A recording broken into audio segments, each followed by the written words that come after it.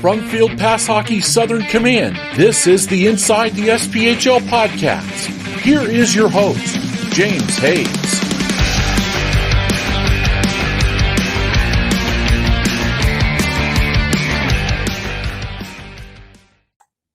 Welcome to this week's episode of Inside the SPHL. I know I skipped a week last week. I apologize, everybody, but I'm back.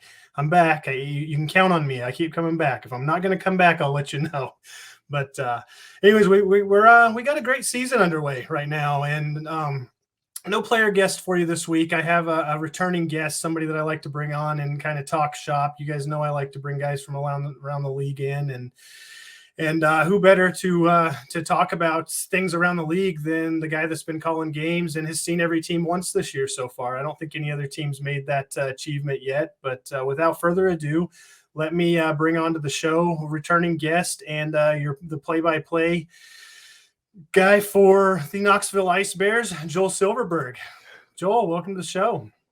Yeah, thanks for having me. Always good to be on. Always look forward to talking SPHL. So it's a fun time of the year. A lot of games scheduled for the upcoming week. So this is a great time to be an SPHL fan. Yeah. The league there's just so much parity. If you take out the bottom two teams, there's just so much. I think there's only 4 points from fourth to first right now, separating the standings. It's been great. And I mean, Evansville, they're about halfway done with their schedule. They've been so far ahead of everybody. I think they're finally starting to get caught up to. I think you guys caught them, didn't you? In games played? We'll catch up to them tomorrow. So yeah. So Evansville's played 22 games. There's a handful of teams that have played 21. Everybody else is kind of in that 19 to 20 range. But yeah, Knoxville played their 21st game on Monday.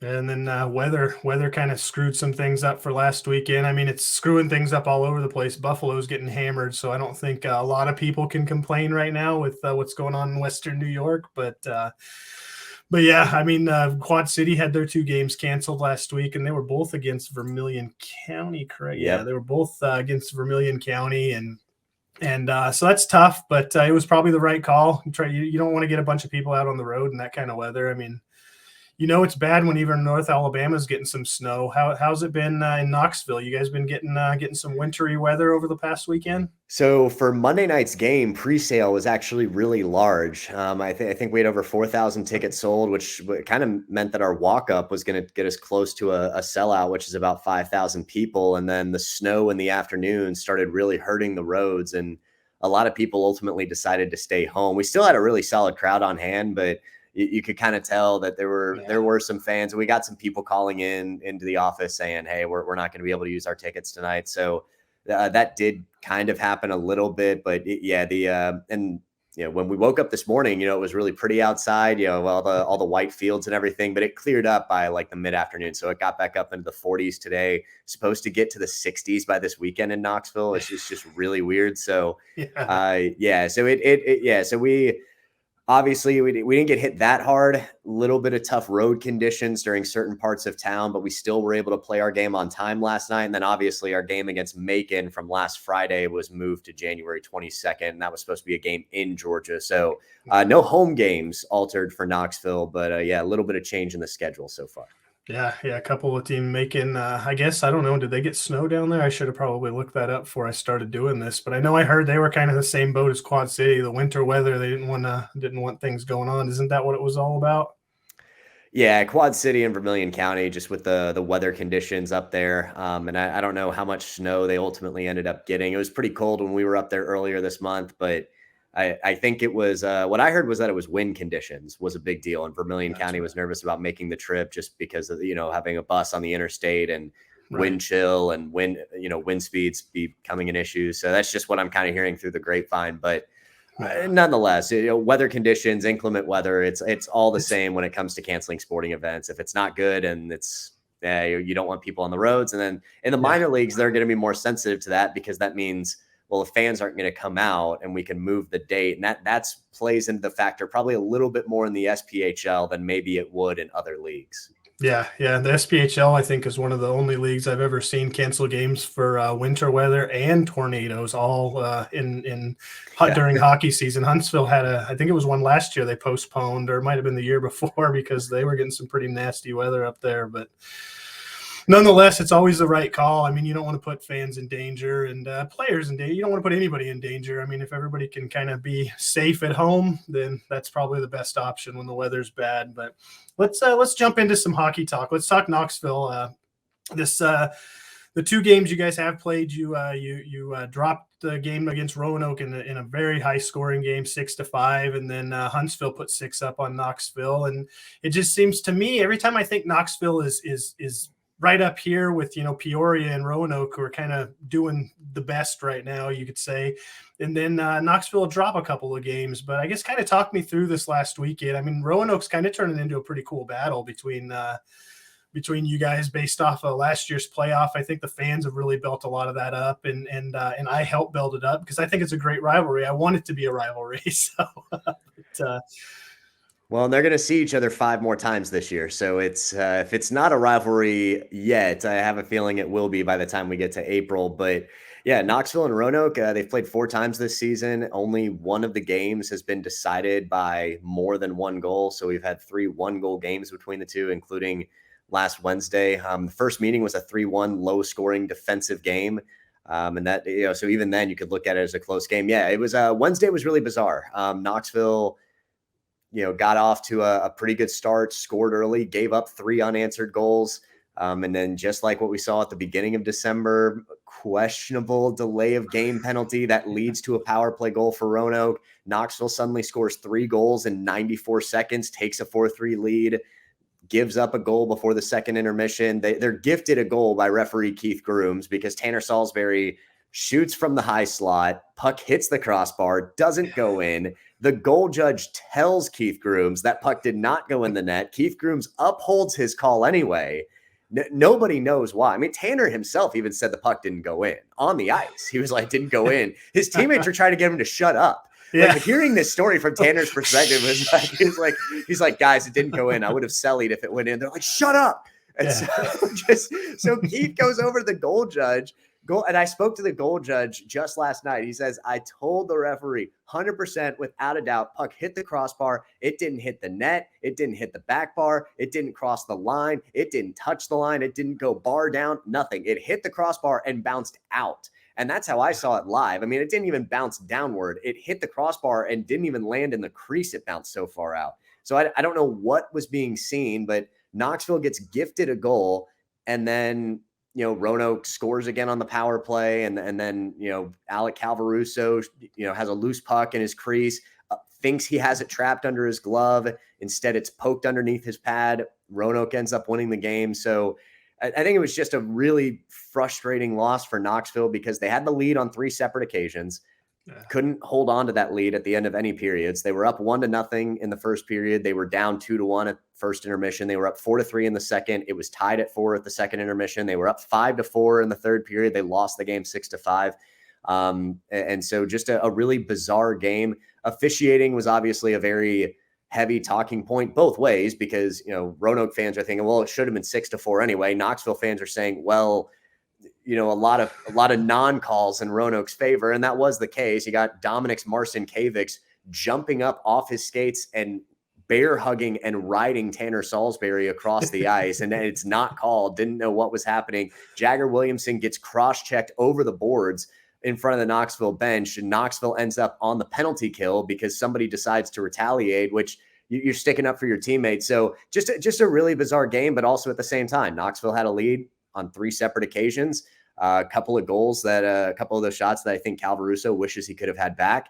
And Knoxville wasn't efficient on the penalty kill. Knoxville went into that game with the highest penalty kill percentage in the SPHL, and they gave up 2 power play goals in a game that they lost by 1. So yeah, maybe the officiating ultimately you look at it as a wash because there were poor calls in both directions throughout the course of the night. But, Knoxville has to look at some things internally and say, hey, we can't allow that sort of thing to happen. And so that was kind of my message to the fans on my podcast last week was, yes, the officiating was frustrating. I was frustrated with the officiating, and I voiced that on the broadcast. But when you have 24 hours to look at it, there were some things that Knoxville could have done where officiating would have been a moot point in a game like that. Look, Austin Rodebush, he's been arguably the best goalie in the league the entire season. He looked horrible Wednesday. I mean, it just out of sync. There were times where he couldn't see the puck. even just, long shots, with dump ins from outside, just mishandling the puck on multiple occasions. Looked like he was a little bit slow getting from post to post. He made up for it, had a really solid performance against Fayetteville a couple nights later. So it's not like he's in some sort of slump, but when one of the best goalies in the league for a team that you've struggled to put away so far this season has an off night, you've got to take advantage of that. And Knoxville didn't do that.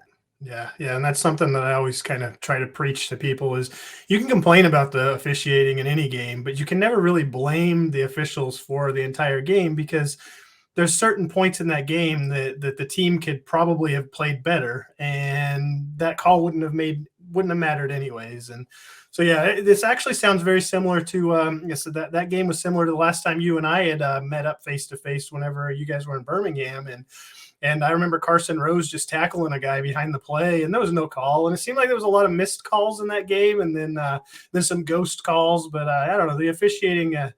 It's been all over the place. There's been some very well called games that I've seen this year, and then there's been some games where nothing's called at all, and those are always interesting. I think Macon was involved in one of those games where there wasn't even any penalties called in the first 2 periods of the game, and it got out of control in the third period because the players started officiating. And so I don't know. I say it all the time. I don't talk bad about the officials.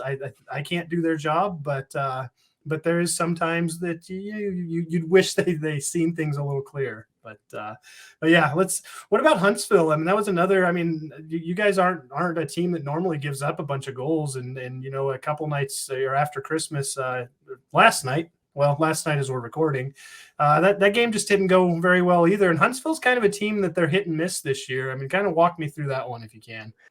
Knoxville had a 3-0 lead early in the, throughout the course of the first period. Justin McDonald scored to make it a 3-0 game with about 2.5 minutes to go. And then Huntsville kind of got a fortunate bounce in the neutral zone. Alec Kilcheski was able to poke the puck free underneath a defenseman's skate, allowed Jacob Barber to sweep behind him and get loose on a breakaway and score with about 1.5 minutes left to go in the period to make it 3-1 going into the intermission. And then before that, when the score was still 2-0 with about 8.5 to go in the first, Bear Gendanov is trying to crash the crease. He kind of gets hit from behind. I don't think he had much of a lane to get to the crease, but he was determined to try to get there anyway. He had 2 guys in his way, so he makes his way to the blue ice anyway. It's kind of a bang play. I didn't think it was a dirty play by Gendanov, but maybe not the best time for him to try to do something like that. So he ends up getting hit because he doesn't have a lot of space. He goes over the top of Christian Stead, Knoxville starting goaltender.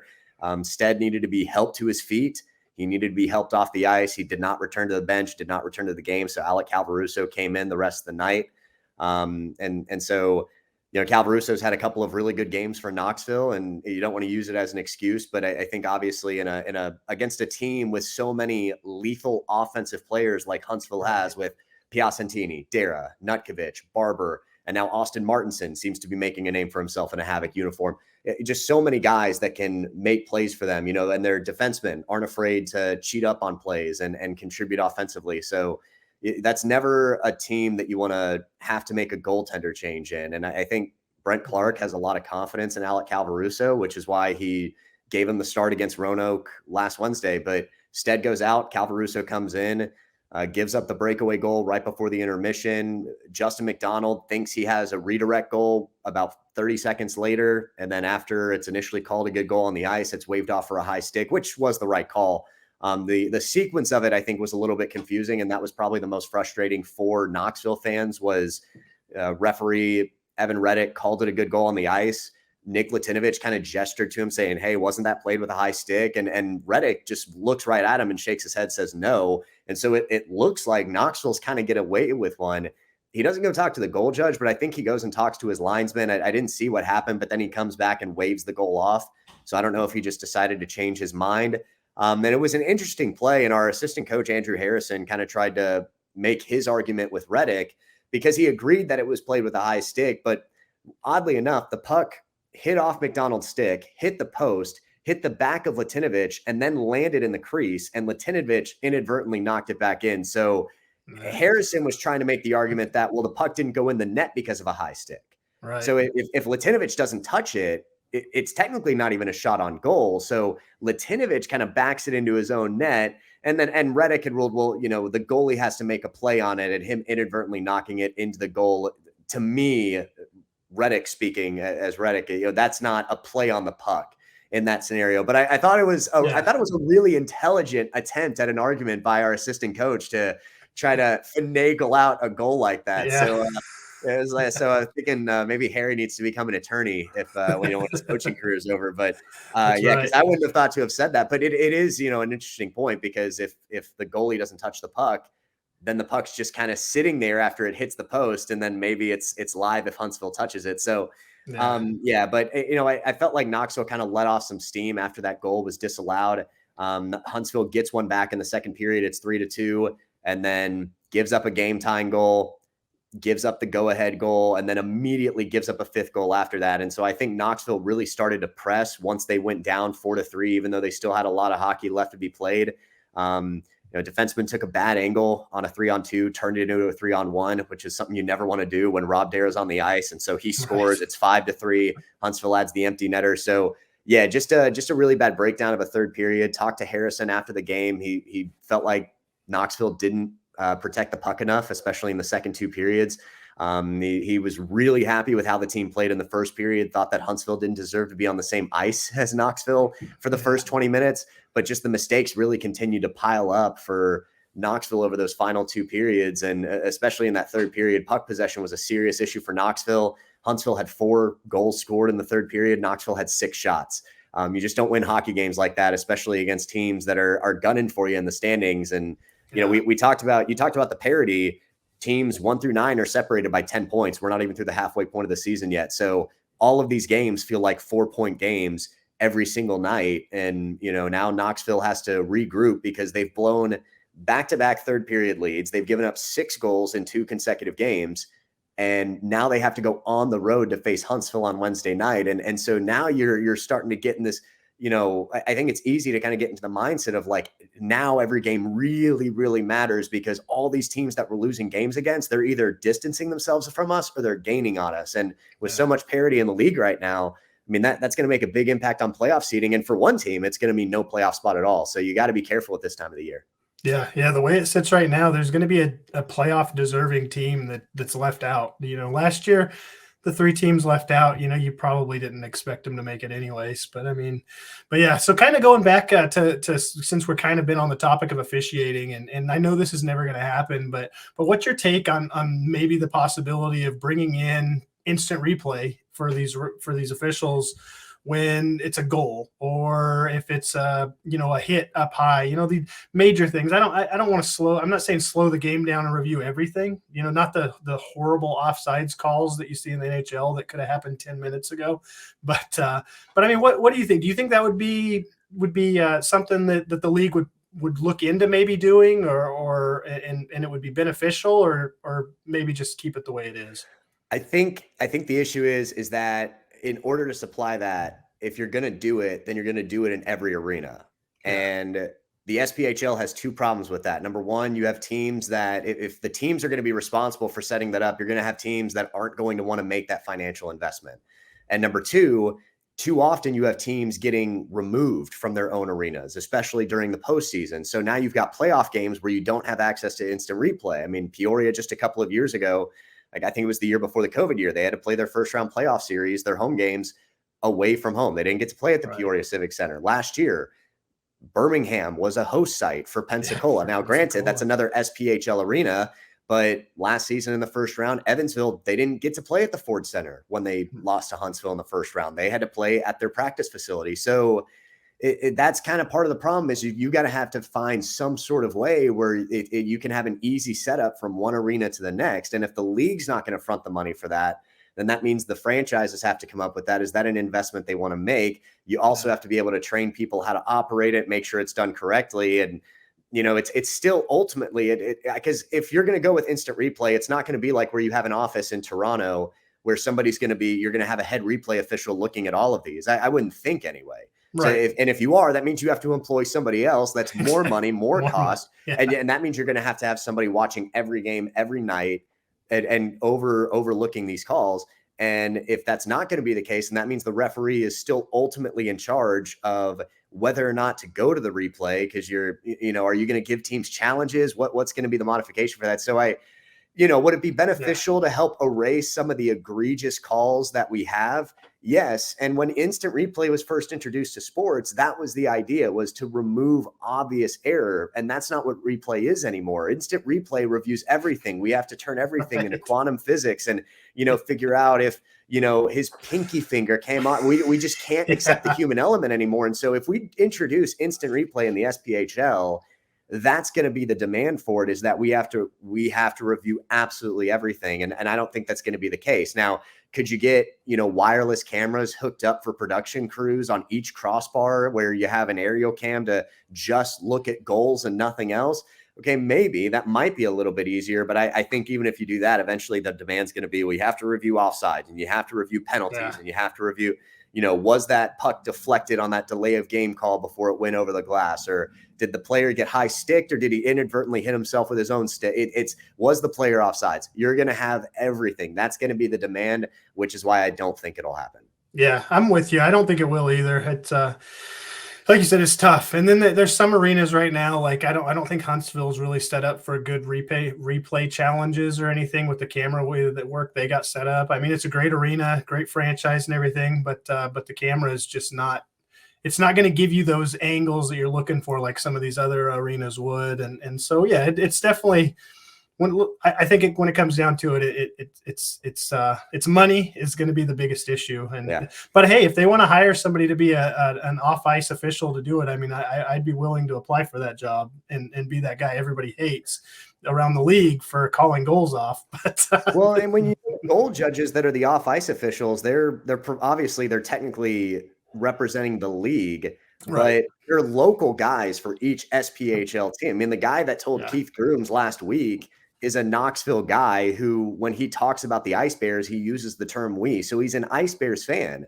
But when Knoxville scored a go-ahead goal in the third period of a tie hockey game between two teams that were tied for second in the SPHL standings, he was very adamant, do not call that a good goal. Knoxville didn't score. So, these guys do their jobs. At a game, the first game against Birmingham earlier this season, when Christian Stead had the 60-save performance, Huntsville thought it had scored a key goal in the third period. It hit the crossbar, came down. It didn't cross the goal line, but the referee had called it a good goal, and there was a dispute over it. And so they called the goal judge over.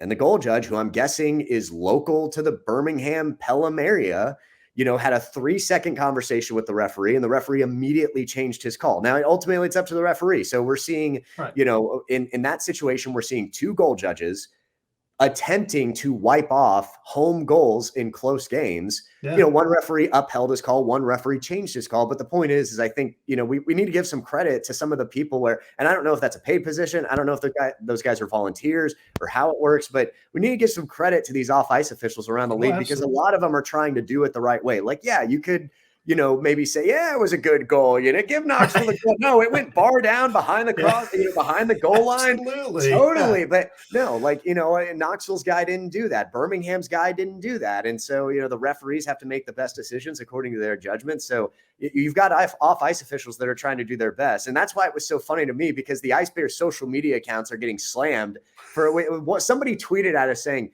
I left the game on Wednesday because I was so disgusted that you all didn't correct the goal that you didn't score. Well, we tried, okay? Right. The Knoxville goal judge tried. And Keith Grooms decided, nope, I'm sticking with my gut. That goal went in. It's just, and it's just funny, because, sometimes fans really don't know. It's like these officials aren't provided by us. Like Keith Grooms is going to be he's going to be in Huntsville at some point. He was in Evansville at one point this year. It's not the same official at every game. Certain guys work certain regions, but I mean, we've had Keith Grooms, I think, in 3 or 4 different cities already this season. We've had Evan Reddick multiple times this year. We've had Robert Peterkin in more places than one.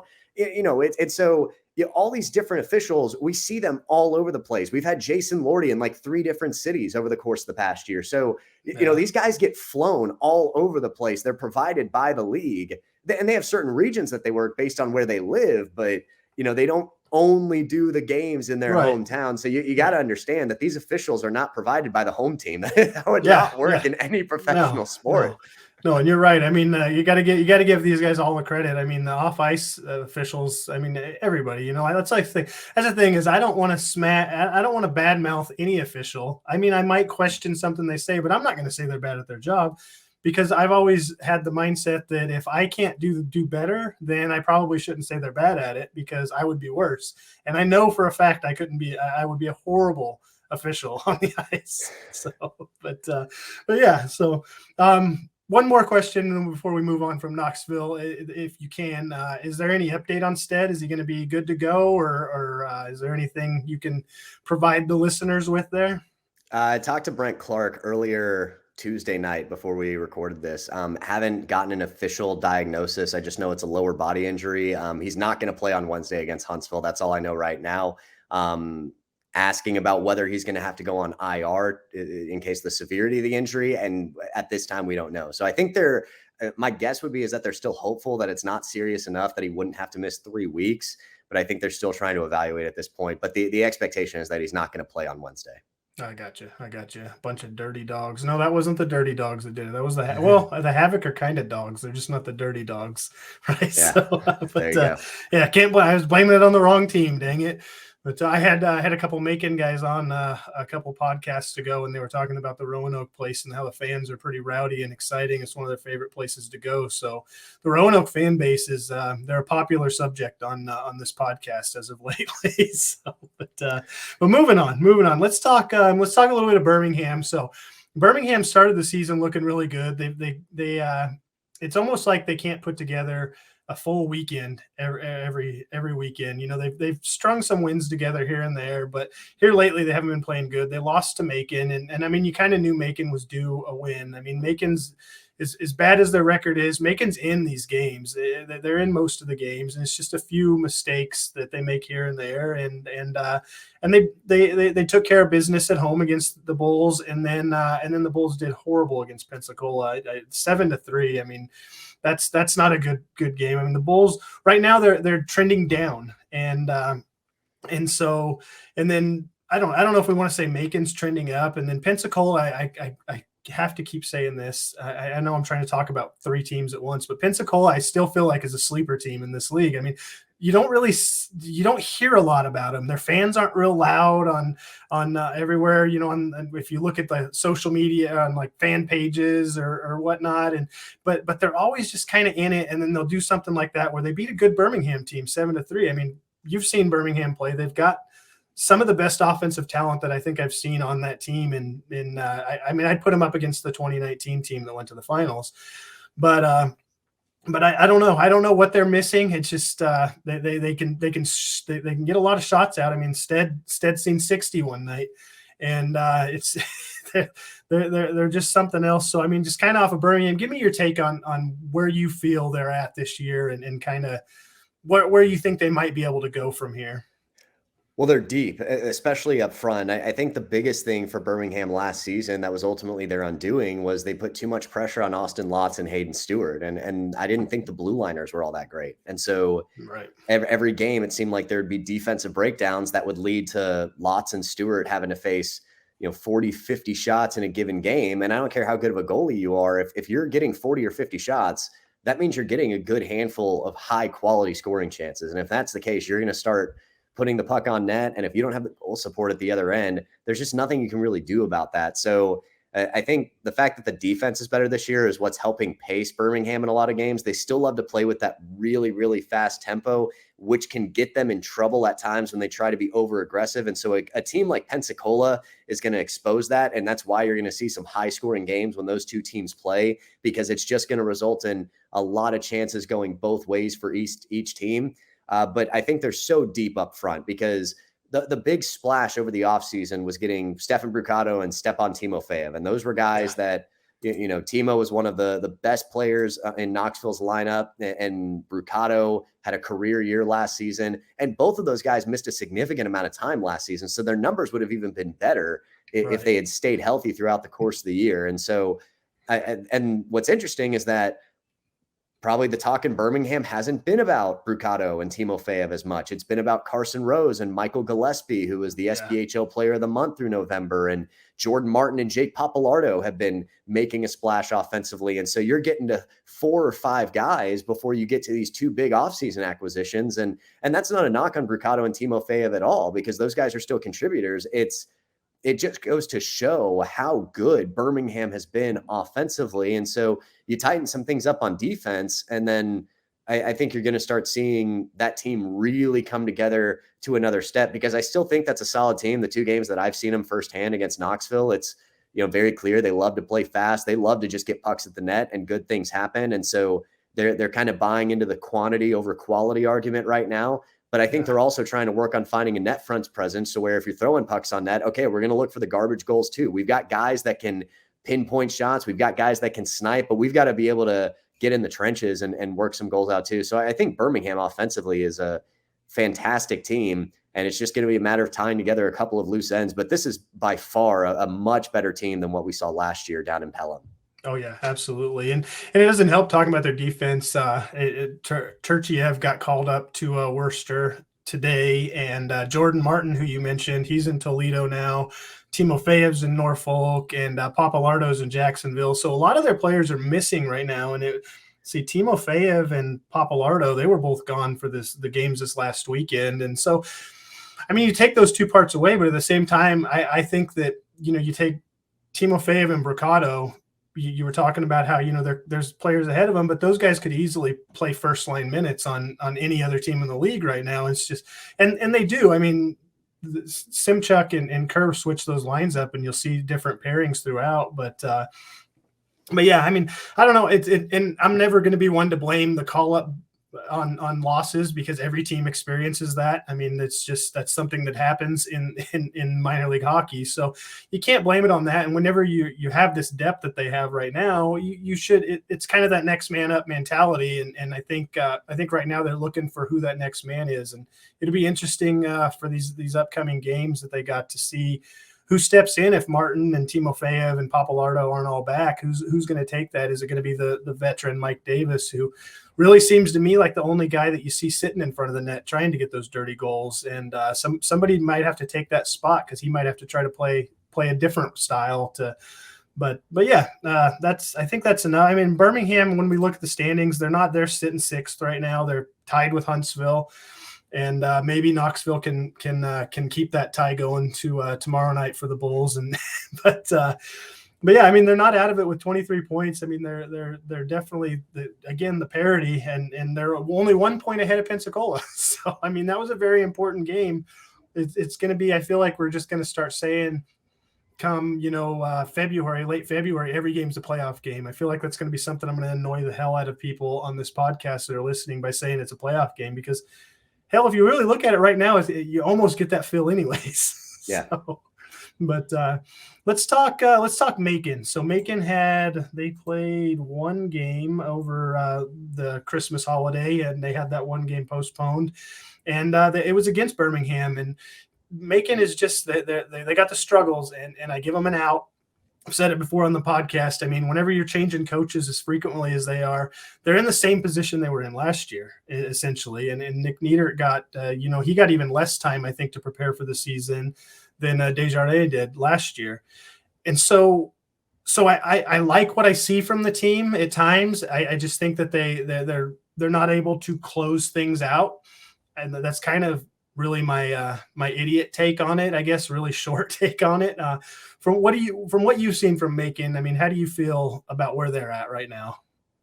I think a team that's still trying to find a little bit of its identity, but I think they had some things going earlier in the season, just trying to be a team that's going to stay aggressive and not give up on pucks and trying to be physical. In the 2 games they played against Knoxville, they've been competitive. They kind of frustrated Knoxville in some areas. When they came to Knoxville, they lost 3-2, and the Ice Bears kind of had I think almost rally to a degree. They were down 1-0 in front, and they were kind of having to keep it at arm's length. And then when they went down to Macon, it was this, Knoxville jumped out to a 2-goal lead, and then it was this back and forth. Macon scored 2 shorthanded goals, and Knoxville ended up winning the game 5-3. But didn't really feel like they were, never really felt like Knoxville was in danger of actually losing the game, but also didn't feel like Knoxville ever had full control of it either. So I think Macon is still a team that's trying to find its way with a new coach. And that's the thing with Nick Nieders. We saw him do this in Vermilion County last year, where, he comes in after the season begins.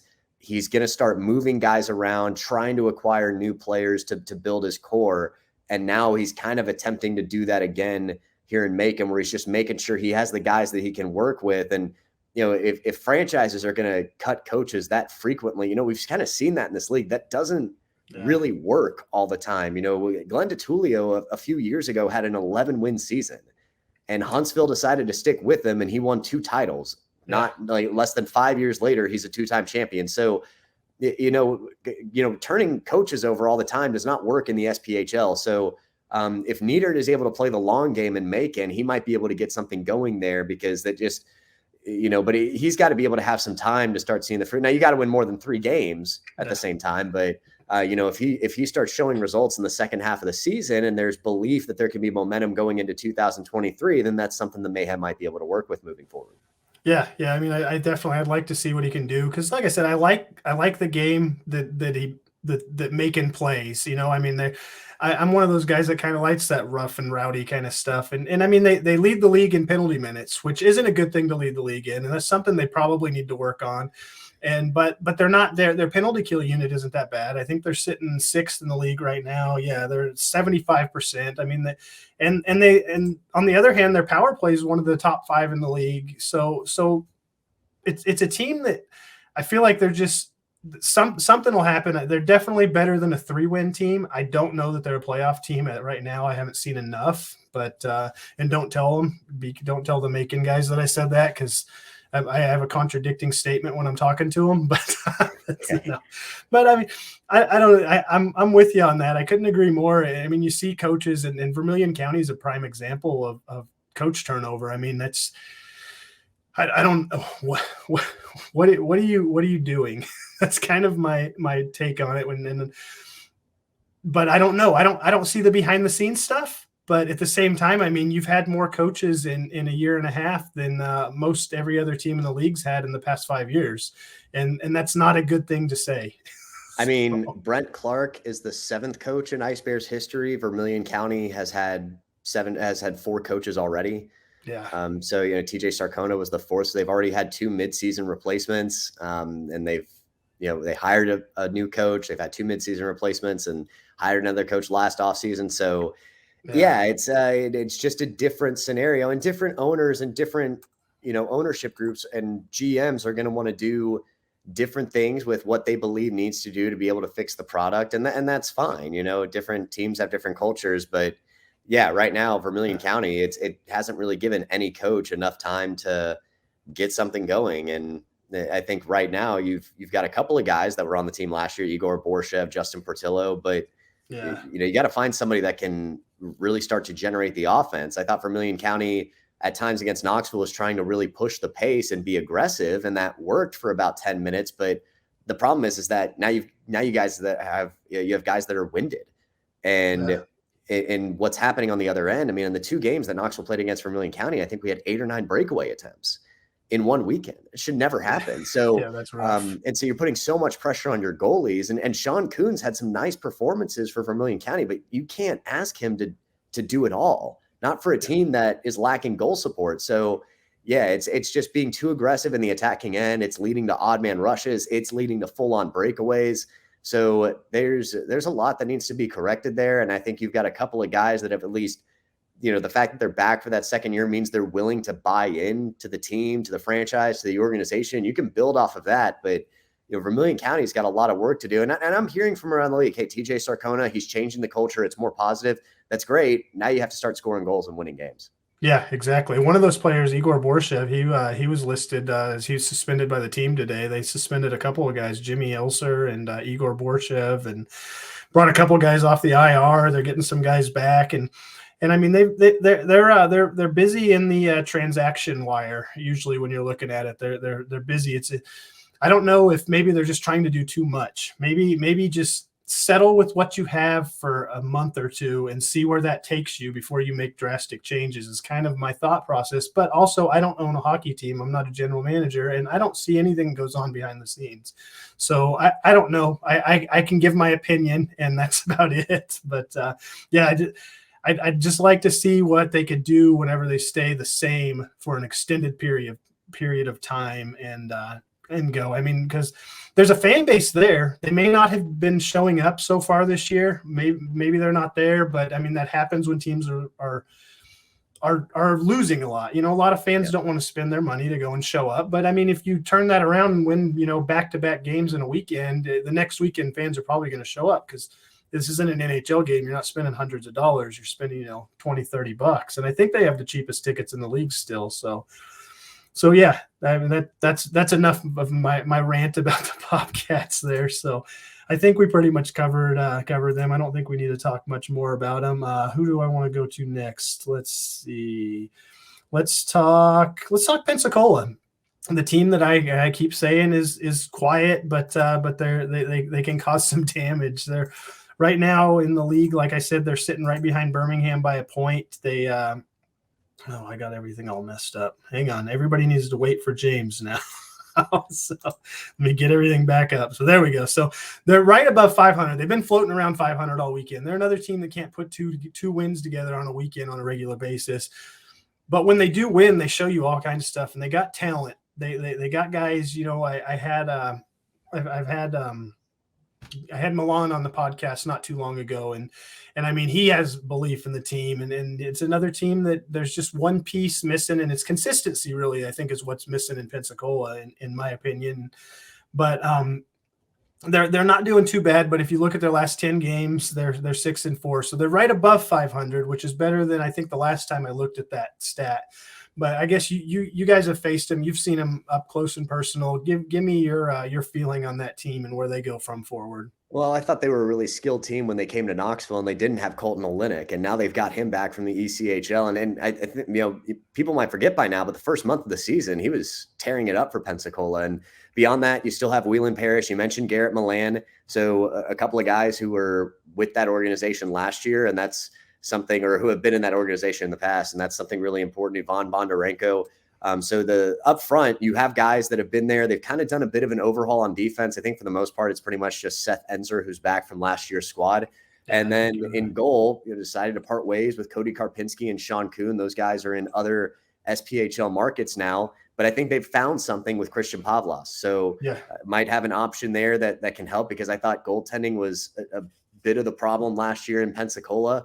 And I think this year it's going to be another team that relies on its offense, and Rod Aldoff is slowly trying to build the ship. But Whelan Parrish continues to have a really productive season and continues to generate assists for his team, which, is important when you're trying to just, find a guy that has a rhythm that can elevate your offense. And that sometimes that's not in the form of a goal scorer. It's a player that can help set up scoring chances for everybody else. And if more guys are scoring, confidence is brewing.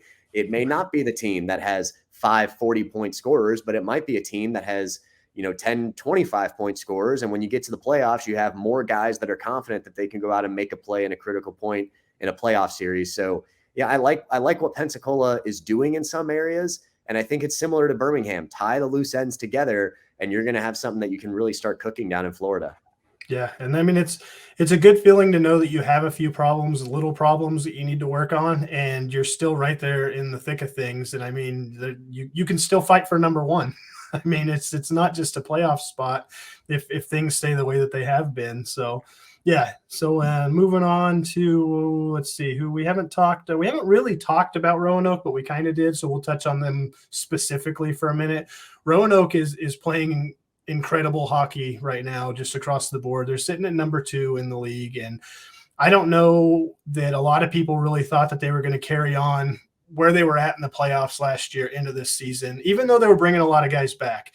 But they are playing some very good hockey. They're putting wins together when they need to. And right now they are on they haven't lost in the last 10 games in regulation. So, I mean, that says a lot about that team. The only team that's done better than them in this stretch is Peoria. And I like what I see from them. And I guess I'll give it to you.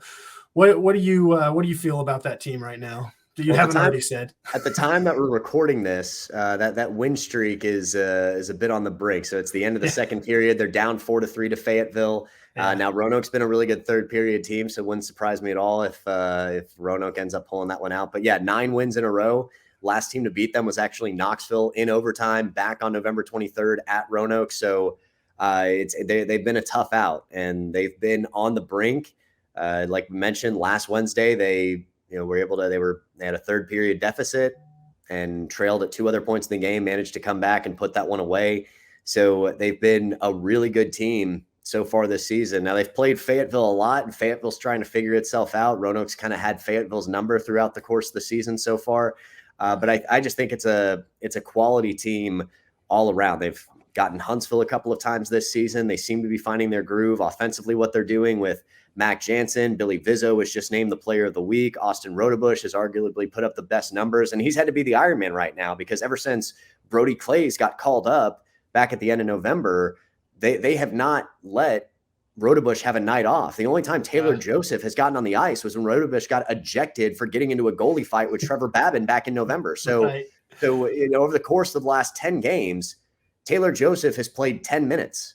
That's it. Rodebush has been the guy the rest of the way. I don't know if he's starting tonight, but they went through this 9 or 10 game stretch where they just didn't let Rodebush off the ice unless he got himself thrown out. So and I think what Roanoke does so well is their neutral zone trap is phenomenal, and their forecheck is relentless. They don't let you get out of your own zone with the puck, which makes them really tough to put away on special teams because they're not going to let you get out of your own zone if you're shorthanded. It's hard enough to do it even strength. But if you're on the power play, they're not afraid to come after you. They're going to generate shorthanded chances. They're not going to let you get quality shots on goal, and they're going to make life easy on Austin Rodebush. And Rodebush is a good goalie. We've seen that in Knoxville already. But there are a lot of goalies that would put up really good numbers playing in this system right now. But it just works that they have a goalie that really fits the system in Austin Rodebush. I don't know if too many goalies would be putting up better numbers than Rodebush. There are a lot of goalies that would be putting up good numbers. It's a system that's working, and I think they've parlayed the postseason success from last year into a ton of momentum going into this season, and that's why they've just been rocking it over these last 10 games. Yeah, definitely. And Rodebush is starting tonight. He is in net, so he still doesn't get time off. So he's given no rest for the weary. Yeah, he's given Levine who had basically played every game for Peoria until the postseason last year. I think that's what they're going for with Rodebush this year. Yeah. So, but yeah. So like you said, they're down right now to arch rival. That's their arch rival. They play them like 100 times a year, Fayetteville. Yeah. So let's talk Fayetteville now. We haven't got on them.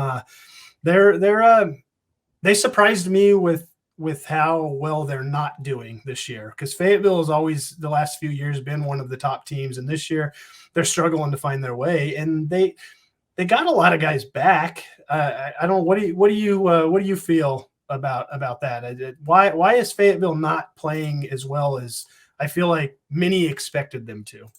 Well, no Taylor McCloy. No Taylor Best. You've got Taylor McCloy back. You don't have Taylor Best, who's a really good player for them last year.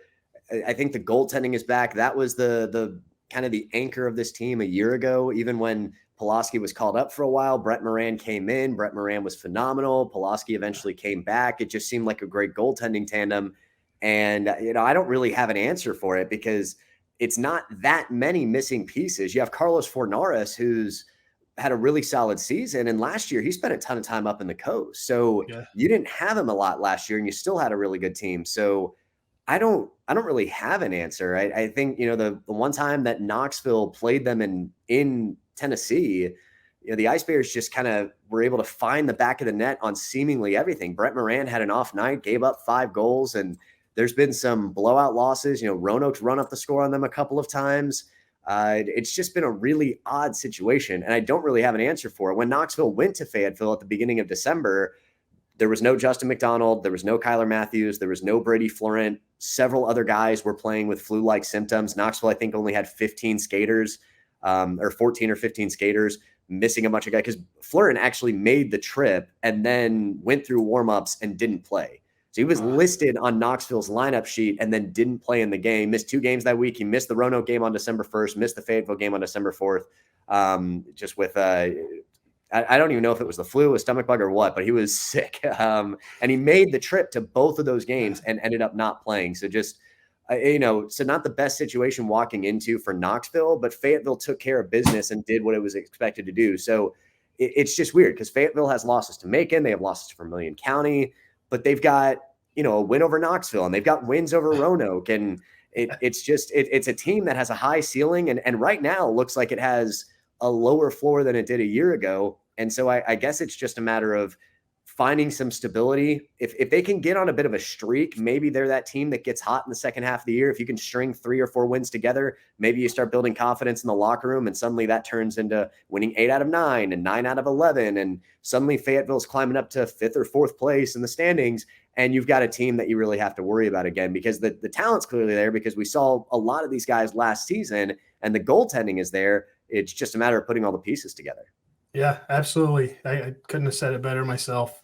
And there's still nothing to worry about in Fayetteville. I mean, they're 1 point out of 8th place, 10 points out of 1st place. So there's time to right the ship, but the time is once you get into January, that's whenever you really start thinking, we better change some things up. That's the way I look at it anyways, if you're sitting down on the bottom. So let's talk about another team that's kind of surprisingly at the bottom of the standings in Quad City. They got off to a really good start and they just haven't been playing the best lately. Now they're another team that deals with call-ups all the time. I think Birkin is he's a weekly call-up to the ECHL, it seems like, and they're just kind of all over the place. We didn't get to see him last weekend because of the cancellations. Coming up this Thursday, they got Roanoke, a team that's that we just talked about. I can't put my finger on what's going on in Quad City. Can you?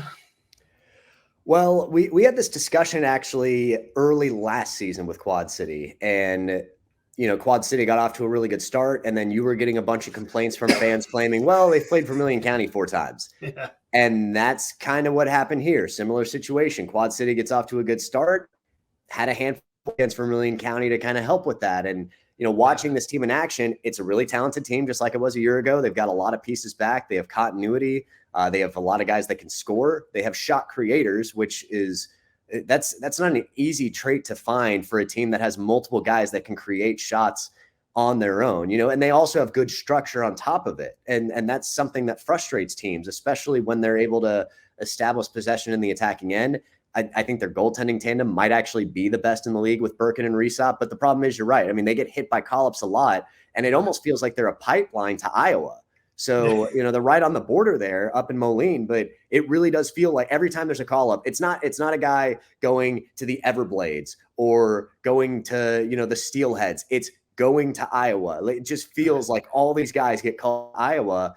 And that's been the case with their goaltending too. I think Resop got called up and is coming back. Birkin, you mentioned he's been called up before. And now they've got both guys on the active roster right now, just at the right time.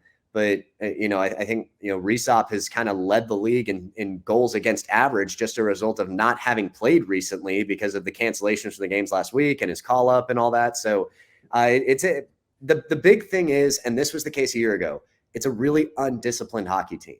They're towards the top of the league in penalty minutes. This was a problem last year. Dave Shinichny had spoken about this to Anna Headley last season, where saying, we've got to stay out of the penalty box.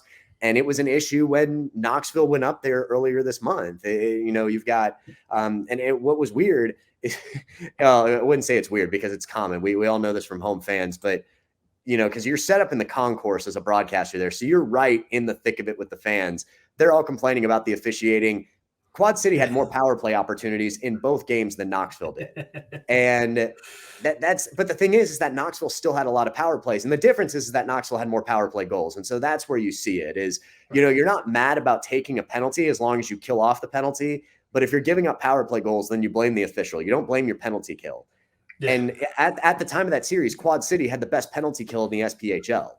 And Knoxville went in and scored, I think, 3 goals in 2 games and, came away with an overtime win on Friday and then came away with a low scoring 3-1 win on Saturday. So, and Quad City outshot Knoxville in both those games too. So more shots, more power play opportunities, more time with the puck in the attacking zone, and it just didn't matter. And so Quad City still takes penalties at inopportune times. They're constantly sending guys to the box. And so it's the one thing that Dave Shinichny was emphasizing late last season about his hockey team. And he's got a ton of talent. They deal with injuries and call-ups. They just put David Branchik on the IR. And they have consistency and continuity from year to year, but they can't stay out of the box. And you can't win hockey games when you're playing 4-on-5 throughout the course of 60 minutes. So it's right. Yeah, I think that's the big narrative, because it was so glaring last season, and the fact that they're still a top 3 team in terms of most penalty minutes kind of goes to show, yeah, this is a team that really has to learn how to stay out of the box so it can keep its stars out on the ice longer. Yeah, they're second in the league with 450 penalty minutes, and their penalty kill still isn't bad. They're sitting 4th in the league at about 80%. But yeah, I mean, you're absolutely right. I mean, you can't play shorthanded all the time. You can't take all those penalties. There's a such thing as good penalties, and there's a such thing as bad penalties. And I feel like about 90% of their penalties have been bad penalties to this point. So yeah, they need to stay out of penalty trouble. Moving down the road a little ways, let's talk Peoria. So Peoria, it seems like they haven't missed a beat. They lost to Quad City twice on opening weekend, and then they just kind of decided they didn't like losing anymore, and they've just kind of went on this crazy run. They're 11-0-2 is their streak. So they don't lose in regulation. They've only lost 3 games in regulation all year. It seems like every time I turn around and look at the transactions, they're getting somebody back. They're not giving up a lot of people. They're getting somebody back. Godbout coming back down to them. That was huge. I mean, the rookie of the year last year. And I mean, the same guys are producing that were producing last year. And it's just, right now at this point in the season, the way they look to me is how I felt about Huntsville at this point in the season last year. I mean, they're just a straight wagon. I mean, what can you add to that? I mean, now that I've pumped their tires enough, give me some bad things. Piss the Peoria fans off. Well, they don't give you a lot. And so it's just, you have to kind of take it away from them. But the thing is that Peoria just doesn't quit. And so the 2 games that Peoria played in Knoxville, Ice Bears have a 2-0 lead. Peoria starts chipping away at it, ends up winning the game in regulation 3-2, come from behind win in the 3rd period. The following night, Peoria actually gets off to a hot start and then plays 5 minutes of bad hockey late in the game. Knoxville's able to tie it, send it to overtime. But before that, when Knoxville had tied the game late in the 2nd period, Knoxville takes a really dumb penalty and Peoria scores on the ensuing power play early in the 3rd. And so Knoxville's able to eventually tie the game and force it to overtime. They lose in a shootout, but you don't take that stupid penalty and maybe you win that game in regulation. So with Peoria, if you give them a sliver, they're going to bust it wide open.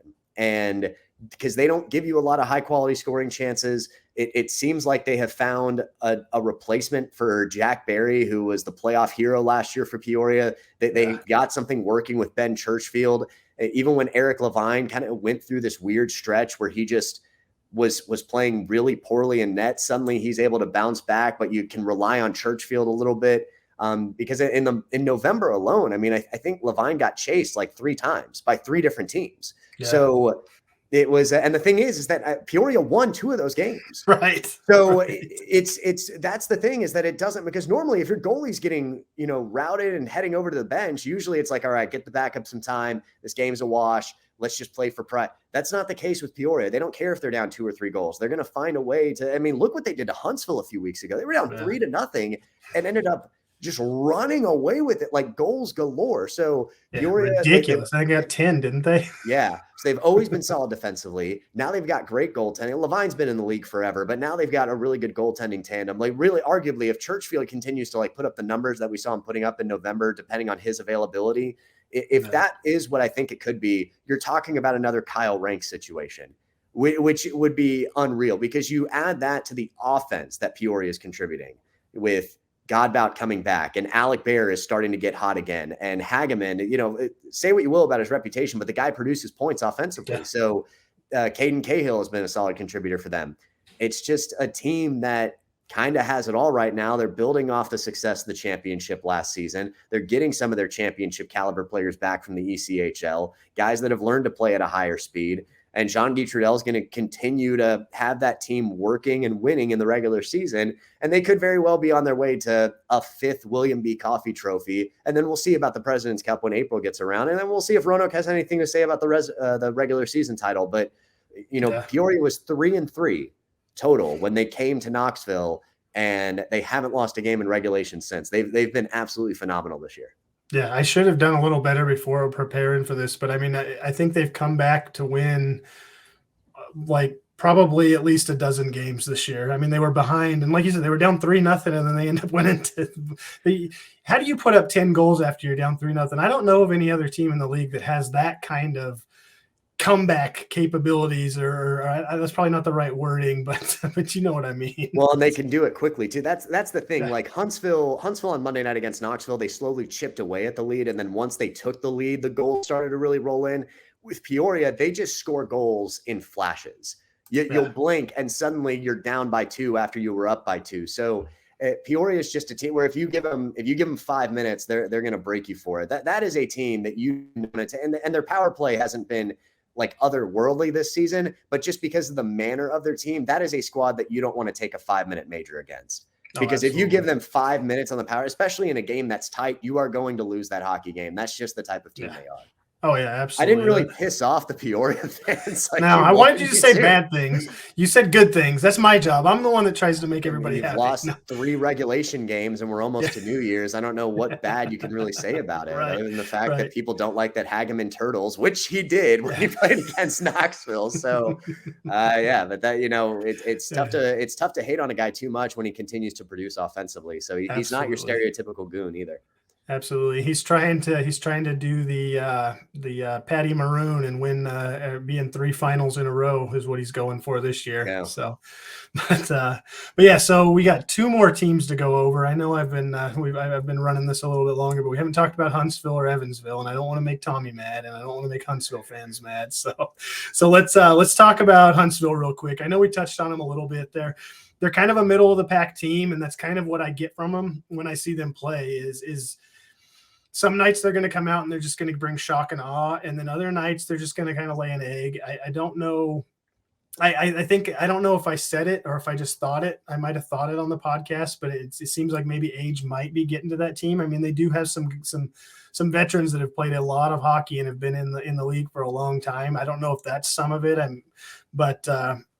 But I mean, you're never going to count that team out, especially when it's Tutulio's last year as a coach. I mean, you know that especially those veterans that have been there for so long, they're going to rally around their coach and try to put the best product out there they can every night for his last season as the head coach. But like I said, what do you have to say? It's fresh in your mind seeing him too, and you're about to see him again tomorrow night or tonight for the listeners. Yeah, I kind of wondered about, the age of that team, especially the core. Piacentini's in his 6th season in Huntsville. Cy Nutkovich, I think, is in his 7th or 8th season in Huntsville, his 10th or 11th season as a pro. Yeah. Procopio's back. Nolan Kaiser retired, but you have Rob Dara who's back again. You just have a number of guys that you're very familiar with that you've seen in a Huntsville jersey. So I don't know if it's a matter of aging or if it's a matter of this team just understands that the real hockey doesn't start until April. And so in game, they've been kind of streaky. We talked about that Peoria game where they can have all the control in the world, but once they lose that control, they can't get it back. And, against Knoxville the other night, they were all out of sorts. And I got to be honest, like guys like Piacentini and Dara, two are the better Huntsville players that have been around over the last several years. Both of those guys looked awful in the first period on Monday.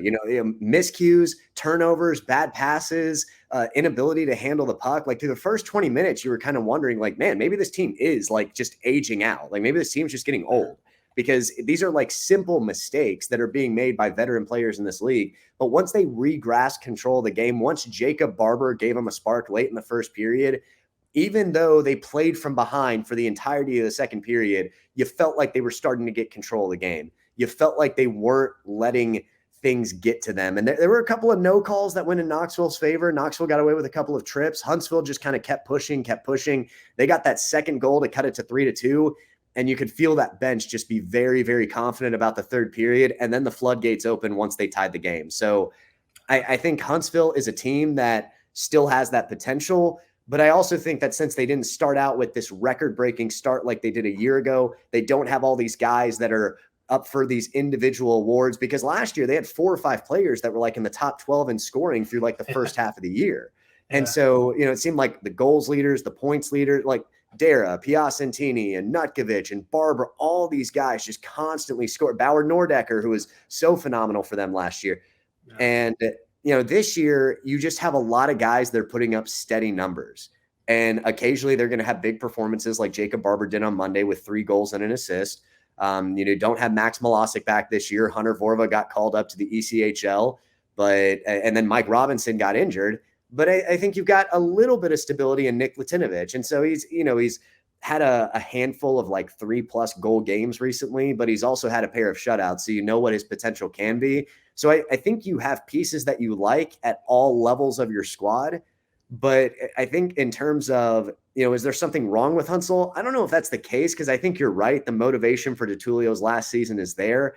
I just don't think that there's this pressure of trying to win 41 games like they did a year ago, when all that led to was a second-place regular season finish and then getting eliminated by Roanoke in the semifinals. So I think it's more about spending the entire season refining the team, making sure that it's right for April, and then unveiling that team once you get to that part of the postseason. So I would not write off Huntsville, not yet anyway. I wouldn't be ready to. They did not play well the first half of December, but the last 2 periods on Monday night, they looked like a really solid team to me. Yeah, and I mean, you still see, like you said, Dara and Barber and Piacentini, they still make plays where you're sitting here thinking like, holy cow, what just happened? How did you do that? So yeah, I mean, there might be something to what you're saying. Maybe they're just not, maybe the pressure isn't on this veteran team. They know it's a long season, and you just need to be in position, because they're not out of position to even be the best team in the regular season still. I mean, they're 11-8, and I mean, they're just, but enough about that. enough on that one. So Evansville, last team. So they've been sitting at the top of the standings a lot, and I've said it on here, and Evansville fans may hate me, but I credit a lot of their sitting at the top of the standings to having played at one point. I think they played 6 more games than at least one team in the league. They were up there, but they're a good team. I've got to see them play a few times. Up close and in person, and they're not a bad team at all. They've got things together. They're sitting in 3rd right now. They're on a little win streak. They're playing good hockey. I don't have a whole lot of negative to say about them. I'm not going to take away the fact that the schedule put them to play more games than everybody else, because they're still winning a lot of these games, and that's all that matters at the end of the day is, are you winning the games whenever you're playing more than the rest of the league, or are you losing them? And they were winning them. So yeah, I mean, what's your take on Evansville and that squad over there? Well, so we saw Evansville the first 2 games of the season back in October, and they've kind of made some changes since then. Hank Johnson started the season opener. He's now the backup in Pensacola, so things change over the course of the year. But I think Mike Ferraro is probably the story, that breakout star, because if you remember last season, he was like the co-player of the week to start the season in the SPHL, and then was kind of quiet the rest of the year. Well, this season he's been very consistent. He's been Evansville's leading scorer, a team that is trying to find that go-to guy, because it's supposed to be Austin Plevy last year, and he didn't really put up the monster numbers that he had 2 years before that. So I think for Evansville, it's a team that is kind of taking advantage of the situation it was put in, because it was easy to look at Evansville and say, well, they're in 1st place, but they're like in 5th in point percentage because they've played so many more games. But now that teams are starting to all catch up to Evansville, well, Evansville's won 7 of their last 10, and they put up 7 goals against Huntsville the other night. So to their credit, they are winning those games. And Zane Steeves, who was a backup all last season, has been really steady for them in net while they try to figure out a situation on who to pair him with as a tandem. But, he's been that guy that's been kind of leading the way for Evansville, I think. And so the story is going to probably surround Mike Ferraro and Frederick Wink, who's been a good goal scorer for them. But it's a team that I think is playing well. They're not flashy. They don't do anything super fancy. The defense, I feel like, is maybe a little bit quiet. That's not a group that's going to get talked about. But they're putting Zane Steeves in position to help them win games. And so right now, it's hard to knock a team that just continues to win. So as the rest of the league catches up, I guess we'll find out. But This is a team that sat in 7th last year. I don't think they've ever finished in the top half of the league, or at least the top half of the playoff seedings. I don't think they've ever had home ice advantage in the first round of the playoffs. I could be wrong on that, but I feel like they've consistently been a 5 or a 6 seed. Yeah. And last year they were a 7. This might be the year that changes for Jeff Bess and the Thunderbolts.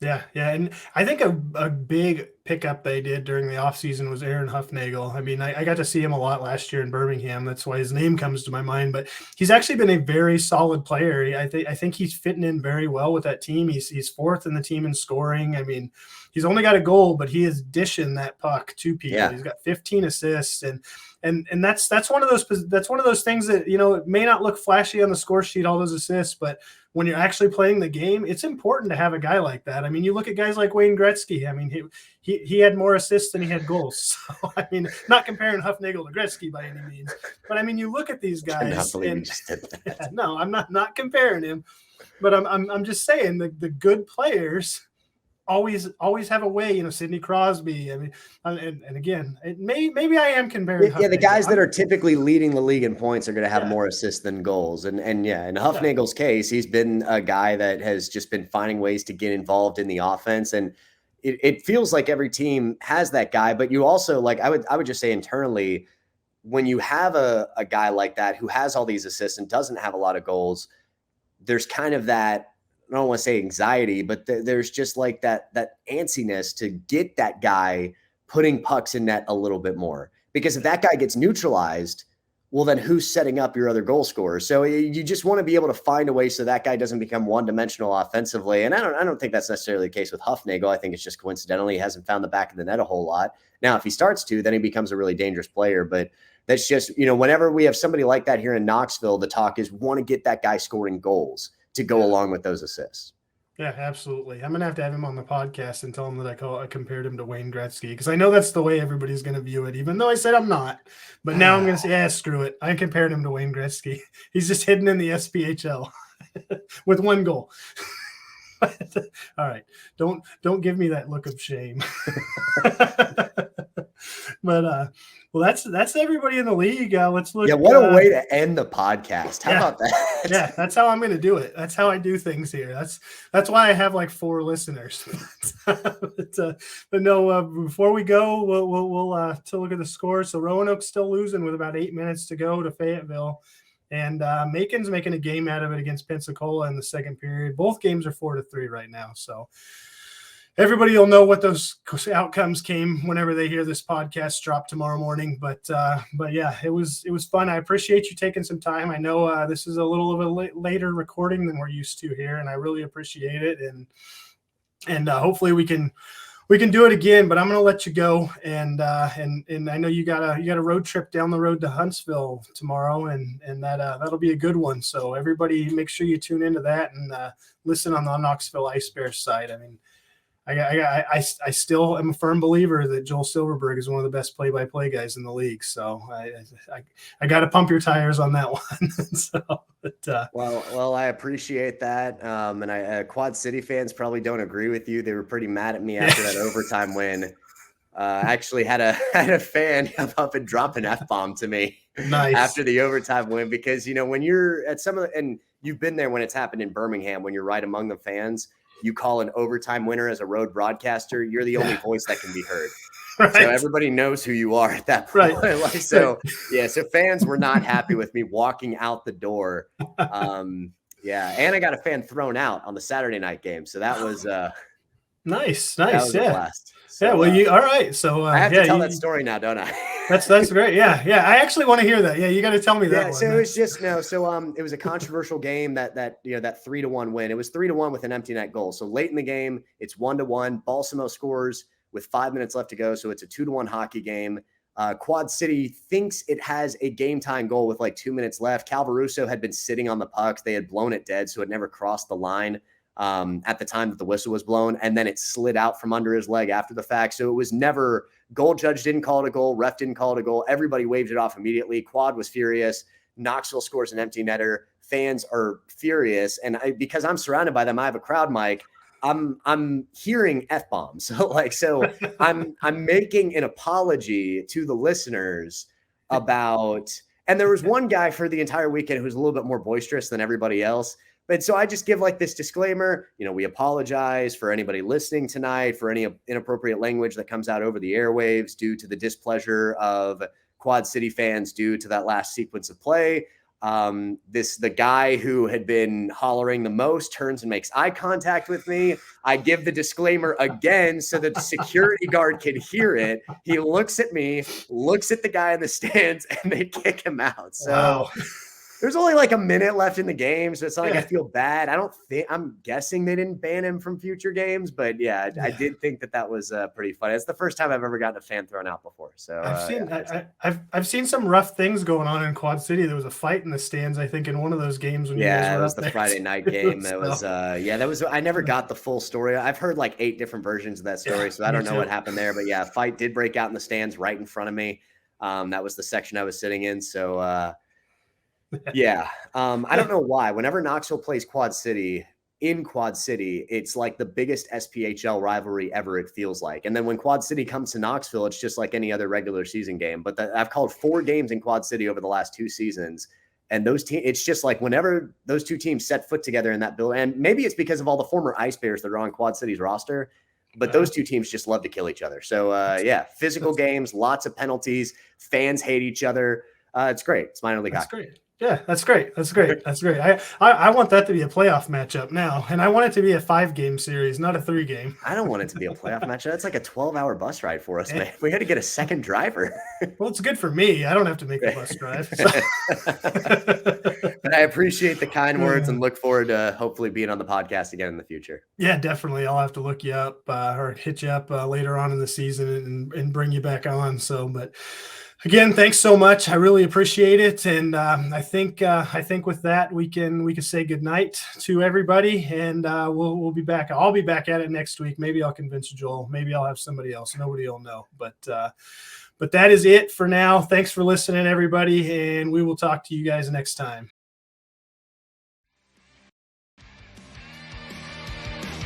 You've been listening to the Inside the SPHL podcast. Got a topic you'd like discussed? Follow James on Twitter at FPHBulls. For the latest news on the SPHL and the rest of minor league hockey, download the Field Pass Hockey app, now available in the Apple and Android app stores.